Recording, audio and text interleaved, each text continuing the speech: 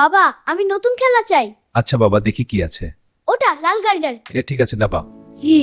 Thank you বাবা, আমি শুধু চেয়েছি। বাবা সব দিয়েছে, নিজে না খেয়ে আমার জন্য জমিয়েছে।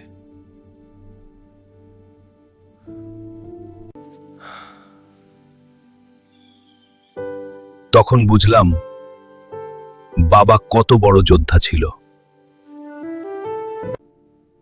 আজ যখন জীবনের বোঝা কাঁধে নিলাম,